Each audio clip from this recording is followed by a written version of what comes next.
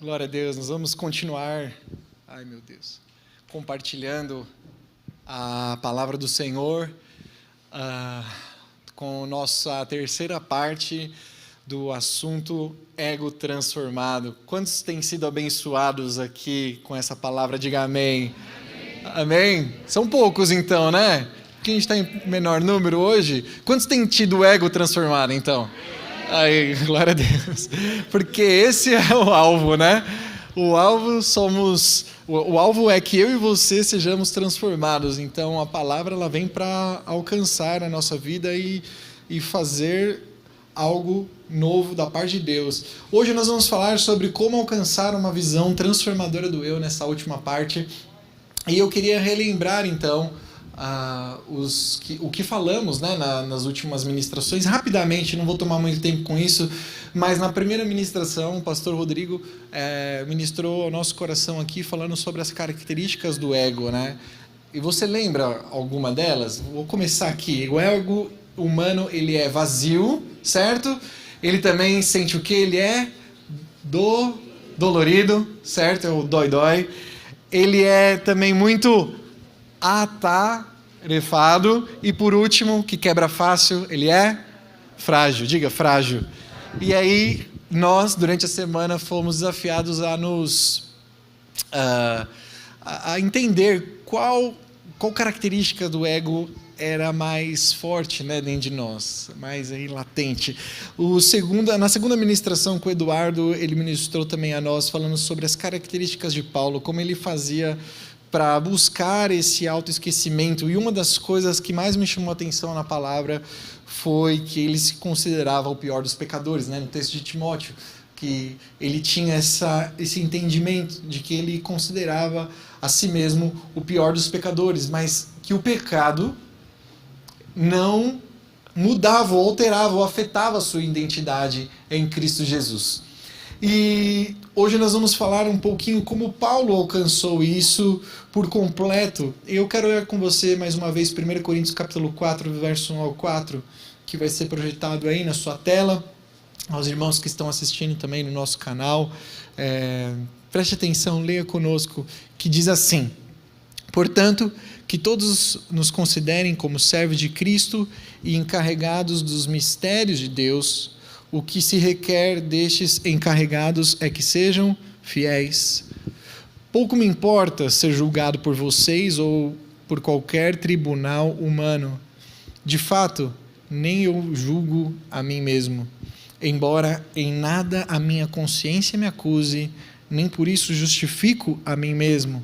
O Senhor é quem me julga. Esse verso 3 que nós lemos aqui, que ele diz: pouco me importa ser julgado por vocês ou por qualquer tribunal humano, de fato, nem eu julgo a mim mesmo. Ele nos dá uma resposta sobre como Paulo busca esse autoesquecimento. Você lembra que no domingo passado, o princípio era que, o veredito, né? O princípio era que eu não devo pensar menos de mim mesmo, que é aquela baixa autoestima, não é verdade? E nem mais de mim mesmo, que é a autoestima, uma autoestima elevada, mas que eu devo pensar menos em mim, né? Não é mais de mim, nem menos de mim, mas é menos em mim, menos ao meu respeito. E ele não dependia, esse verso 3 mostra isso, que ele não dependia do veredito. A palavra veredito é o julgamento final, é a sentença dos irmãos. E em seguida ele diz: embora eu esteja consciente de que não há nada contra mim, nem por isso eu me justifico, ou nem por isso fico me justificando perante vocês. E a palavra aqui justifico significa inocente. Para o apóstolo, mesmo que a consciência dele estivesse totalmente limpa, ele sabia que ele não era totalmente inocente.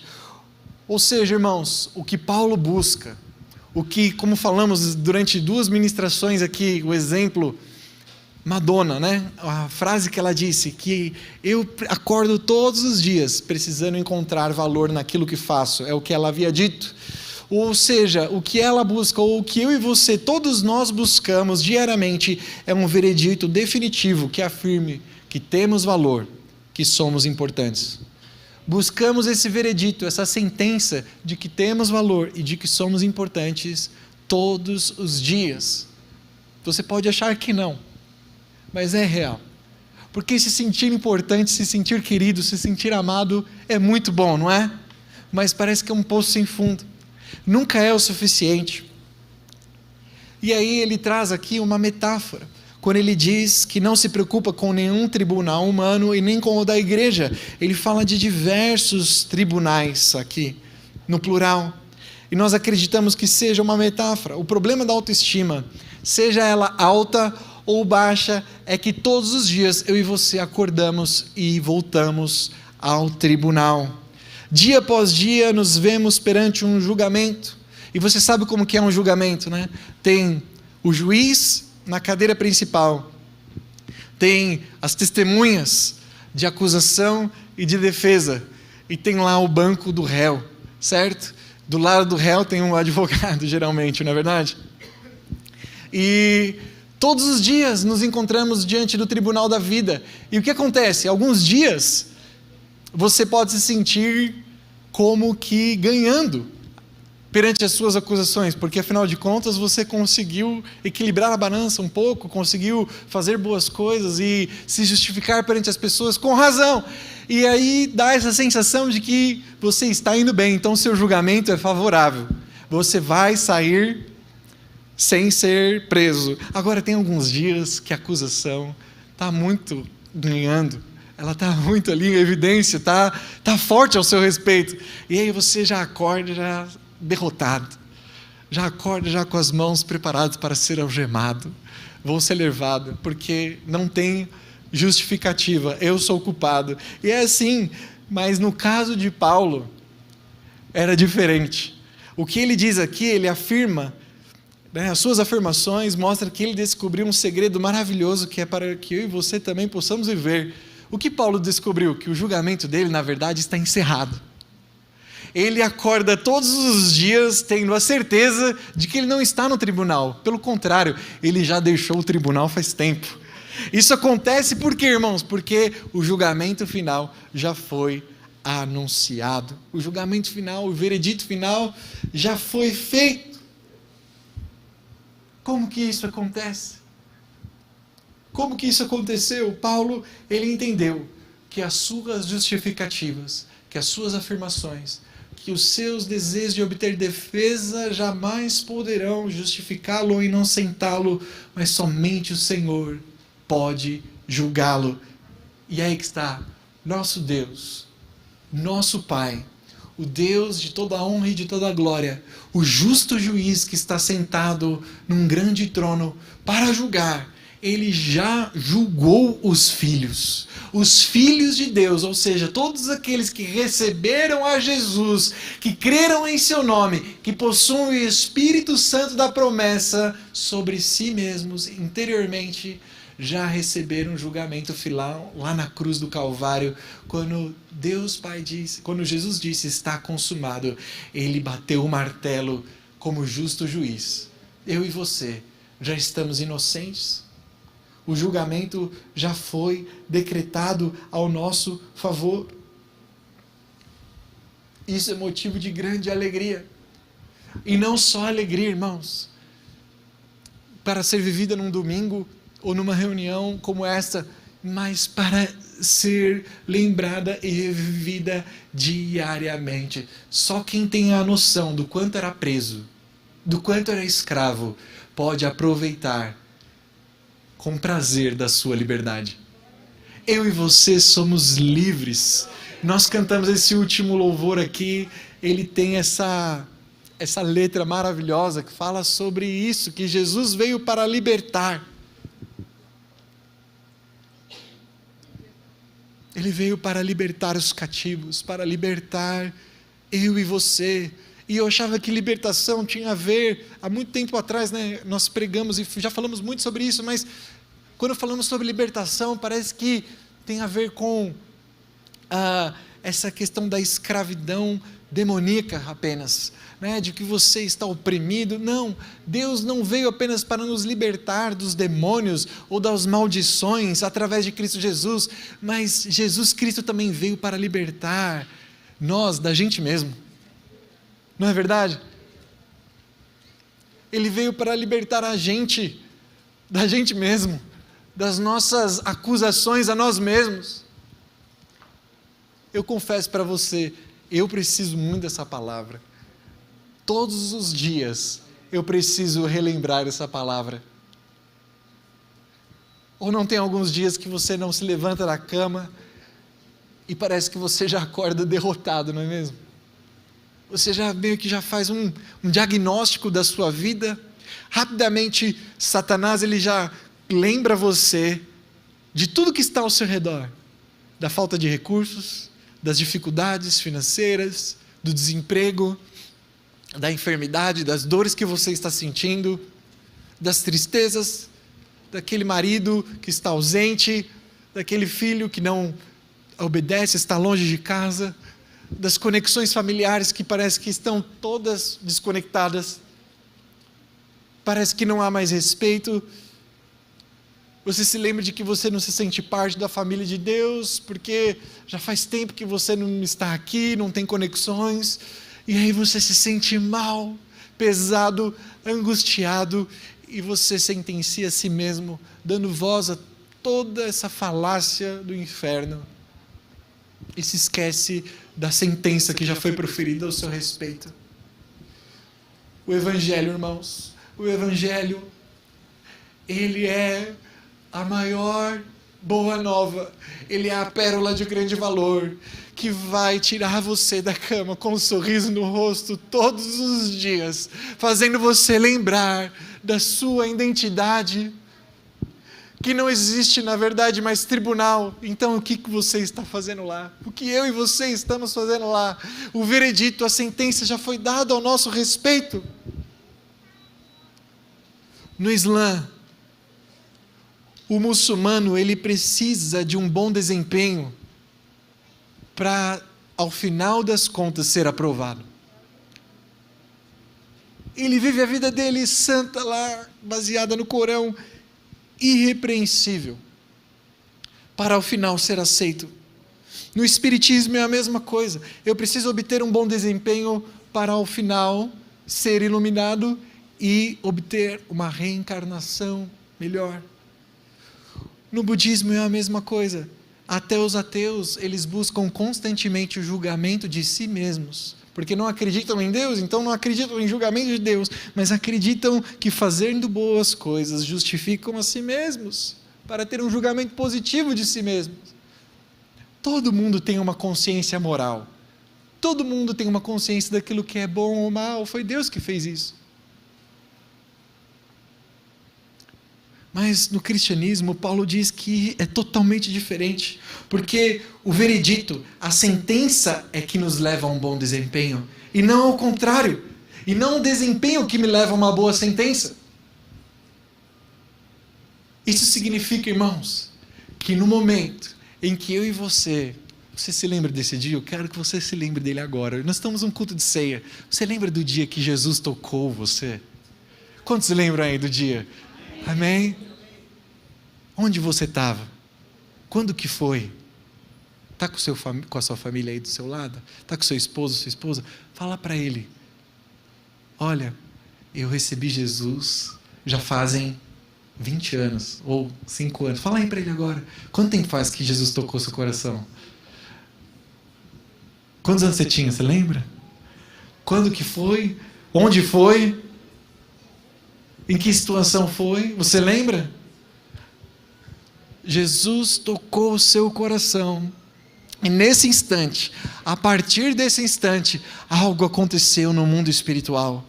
Jesus convenceu você dos seus pecados. O Espírito Santo começou a trazer essa esperança de vida eterna no seu interior. Você creu no sacrifício dele para perdoar os seus pecados. E instantaneamente você recebe aquilo que Jesus recebeu ao ser batizado lá por João Batista. O Pai olha para ele, o Espírito Santo desce numa forma ali como de uma pomba, e uma voz audível do céu é falada: eis aí, projeta para mim, eis aí o meu filho amado. Eis aí o meu filho amado, de quem me agrado, em quem tenho toda a minha alegria, meu prazer, a minha satisfação. Aleluia. Eu e você temos o veredito final de Deus Pai, e mais do que nos livrar do juízo eterno para o inferno, por estarmos condenados, distantes de Deus, com muitos pecados, agora o juízo mudou ao meu seu respeito, e Romanos 8:1 comprova isso, dizendo que, Romanos 8, capítulo 1, portanto, nenhuma condenação há. Romanos capítulo 1, 8, versículo 1, portanto agora não há já condenação alguma para os que estão em Cristo Jesus. Não há condenação, não há condenação para todos aqueles que estão em Cristo Jesus. Diga isso comigo, não há condenação.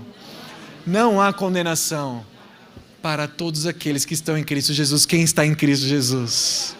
Diga, eu estou em Cristo. Diga, eu estou em Cristo. Mais uma vez, eu estou em Cristo. Então não há condenação. Não há condenação. Não há condenação. Aleluia. Glória a Deus. Aleluia. Quando recebemos o Filho de Deus com gestão de RH eletronicamente. Também tem alguém aqui que trabalha com RH? Ótimo, né? Aí eu olhava as vagas que iam dos clientes, os clientes faziam as vagas e mandavam para os colaboradores. Então eu tinha acesso a isso. E um dos clientes que nós tínhamos lá, bom, não vou falar, né? Melhor não falar, estão transmitindo. Mas tinha um cliente lá que era muito grande, uma empresa muito grande. E aí a gente recebia a vaga lá para mandar para o colaborador, né? A gente via as vagas que eram feitas e enviava para os colaboradores. E aí a gente via os salários. Aquele coordenador, salário de 16, 17 mil reais. É um bom salário, não é? Não é um bom salário? Diga aí para o seu vizinho, é um bom salário. É um bom salário, né? Tem gente que ganha mais aqui, acho que é por isso que a sua cara não foi tão... É porque você ganha mais. Enfim, é um bom salário, não é? 17, 18, 20 mil reais, eu via lá a vaga. Mas não era só isso. Acredita que não era só o salário? Tinha vale refeição de uns 2 mil, tinha vale gasolina de uns 1.500 reais. Ou seja, o cara recebia 20 mil, mais um vale combustível de uns 1.500. Aí a creche, vale creche, nem filho tinha, mas tinha vale creche, né? Vale creche de uns 900 reais, vale, somava tudo, irmãos, passava de uns 35 mil reais a vaga. É muito benefício, não é? Eu vou te falar, o Evangelho, você acha que Jesus, ele perdoou os pecados, mas ele tem uma série de benefícios que vão aumentando a novidade, e vai ficando bom. Então, benefícios do Evangelho, irmãos, quando eu penso nos benefícios do Evangelho, eu penso que eu estou lá na melhor empresa, no melhor trabalho, recebendo o maior salário, tendo uma série de vales, eu estou esbanjando favor, irmãos. Por quê? Porque ele não só te livrou do inferno, como se isso fosse pouco, não é pouco, é muita coisa, mas ele te deu todos os benefícios de Cristo Jesus, isto é, um deles, o pastor Rodrigo já falou, te deu acesso a uma família espiritual. Eu e você somos filhos amados de um Pai de favor e de amor. Ou seja, retomando o raciocínio, quando Jesus Cristo morreu pelos nossos pecados e nos cobriu com o seu sangue, nos deu acesso à família de Deus e todos os benefícios espirituais. Esse já é o quê? O veredito final. E aí acontece uma coisa, nós não servimos a Jesus, nós não trabalhamos na sua obra para sermos aceitos e termos um bom julgamento. Pelo contrário, nós trabalhamos e servimos porque somos livres, somos felizes e satisfeitos pela obra que já foi feita na cruz do Calvário. O julgamento ao meu e seu favor já é positivo, você já foi liberto, por isso que você ama servir. Não faz parte do julgamento final, mas faz parte da sua nova natureza. Diga assim, amar e servir faz parte da minha nova natureza. Diga isso, servir faz parte da minha nova natureza. Servir não tem a ver com ter uma boa opinião ao seu respeito. Servir não tem a ver com ser bem julgado no final das contas. Mas servir é parte, é característica daquele que já entendeu que é amado, que o julgamento já foi feito. Portanto, lembre-se que houve uma sentença, lembre-se, houve um julgamento.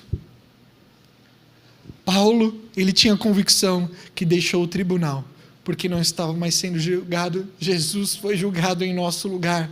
Jesus esteve diante desse tribunal, irmãos, injusto, corrupto, e ele não reclamou. Isaías diz que como ovelha muda perante os seus tosqueadores, ele ficou calado, e o tempo todo ele foi analisado, foi golpeado, foi espancado, até por fim ser morto. Por quê? Para nos substituir no julgamento.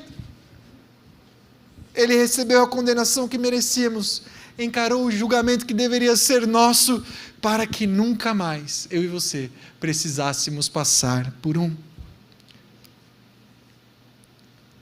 Então, a partir daí, para chegarmos ao final da palavra, eu tenho uma pergunta. É a pergunta que você deve se fazer todos os dias. Como eu faço? Ou o que eu faço?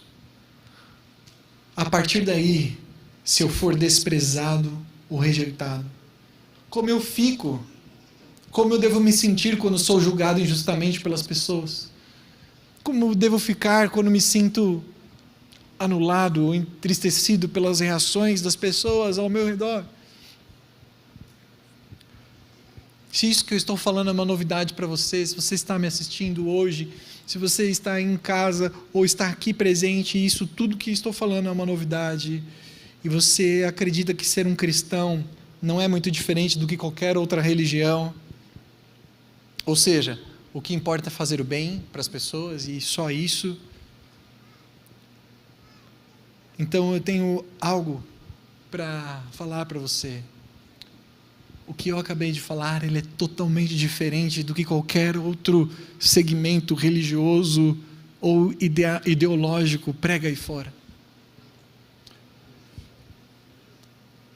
Lembre-se, somente em Cristo você será livre do tribunal da sua vida, da sua consciência. E a resposta prática para você é: continue buscando entender o Evangelho, continue investigando o Evangelho diariamente, pergunte a si mesmo, por que Jesus teve que morrer? Por que Ele ressuscitou dos mortos? Ele era mesmo Filho de Deus, sem pecado? Investigue até compreender tudo, e ao final, repita o processo.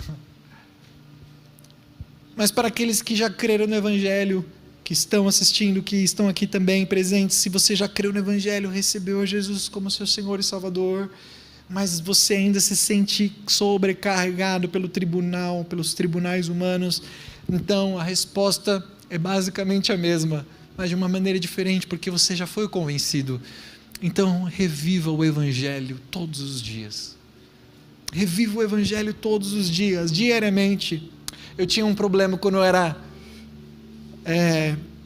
bem mais novo, bem mais jovem. Eu sentava aos domingos, e aí quando o pastor ia começar a pregar, e eu via que ele ia pregar o quê? O Evangelho. Uma palavra de salvação para os ouvintes que estivessem ouvindo, que nunca tinham recebido o Senhor Jesus, recebessem pela primeira vez, através da pregação. E aí eu ouvi o Evangelho, eu ouvi a palavra, começava a ouvir, e eu pensava, eu já ouvi isso, então não preciso prestar tanta atenção assim.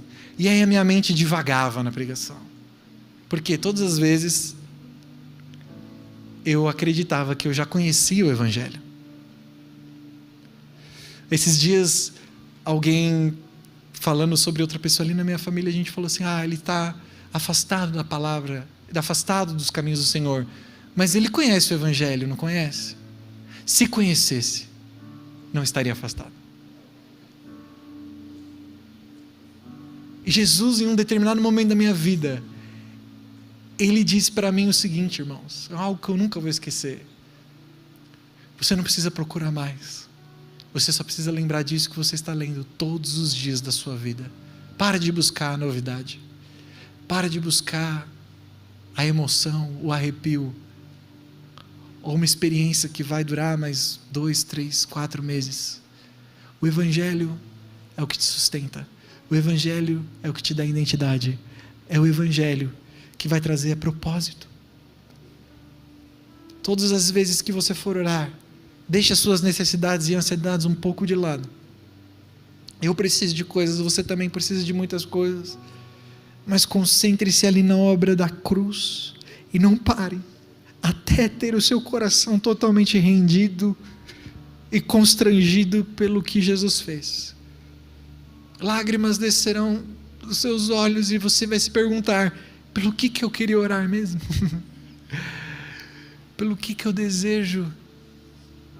Por que eu desejo estar aqui mesmo? Você vai ver que os problemas vão diminuir, o peso das coisas vai diminuir, você vai sentir as palavras de Jesus tomando valor e peso sobre a sua vida, dizendo: aprendei de mim, que sou manso e humilde. O meu jugo é suave, eu tiro todo o seu fardo pesado e coloco sobre mim, porque você já foi julgado. O meu fardo, ele é diferente, ele é leve. Levanta.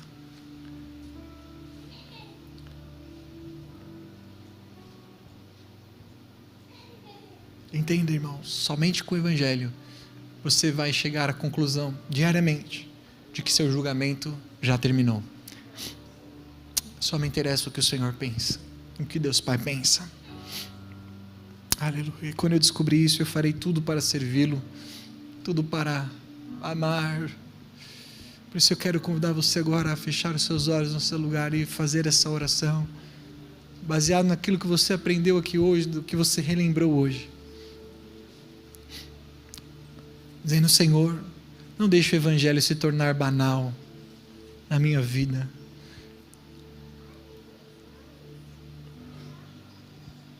Lembre-se agora de quantas vezes você já se julgou, para perder de vista de quantas vezes, não é mesmo? Mas lembre-se da palavra, da promessa, que o julgamento já foi feito. Lembre-se do que Deus Pai diz ao seu Filho, e antes que era o unigênito, agora Ele é o primogênito. Significa que eu e você somos filhos e herdeiros, estamos com Deus, estamos com o nosso Pai. Agradeça pelo que o julgamento já foi feito, agradeça porque a sentença já foi dada, agradeça porque você agora não precisa mais estar em nenhum tribunal humano. Tribunal espiritual já aconteceu para os filhos de Deus. E se você não se sente filho de Deus, se você não acredita que ainda o recebeu, se o Espírito Santo hoje está convencendo o seu interior a dizer: eu quero receber Jesus. Se você está aí na sua casa, coloque a mão aí no seu coração e comece a orar de uma maneira simples, dizendo: Pai, livra-me do julgamento pesado desse mundo que acontece na minha mente, no meu coração todos os dias. Eu te recebo, eu recebo o julgamento que já foi feito em Jesus. A ira de Deus já foi sanada lá na cruz, quando Jesus recebeu toda a punição pelo meu pecado, e eu agora tenho liberdade para amar, sou livre para servir, sou livre para viver a vida que o Senhor sonhou para mim. Vamos orar, igreja? Faça a sua oração. Pai, nós te agradecemos. Obrigado, Senhor, pela palavra de Deus. Obrigado pelo teu Evangelho, que é a boa nova. Obrigado, Senhor, pela mensagem que acabamos de compartilhar aqui, Senhor. Ela é preciosa. Ó Deus, se o valor dela não está, Senhor, aleluia, na transmissão, o valor dela está no seu conteúdo, e o conteúdo do Evangelho é Jesus Cristo. Ó Deus, obrigado porque o Senhor tem falado ao meu coração, tem falado ao coração da tua igreja. Ó Deus, transforma-nos, transforma-nos, transforma-nos, Jesus, Jesus, Jesus, Jesus, Jesus, Jesus, mediante ao teu Evangelho, Senhor, transforma-nos, ó Pai, que o Evangelho seja suficiente em nossas vidas para nos fazer, ó Deus, livres da nossa consciência, livres, Senhor, do abuso do diabo, Senhor, em nossa mente. Nós queremos viver liberdade, liberdade, a liberdade que o Evangelho traz. Nós queremos viver, Senhor, nas nossas mentes, nas nossas consciências, ó Deus, a filiação todos os dias.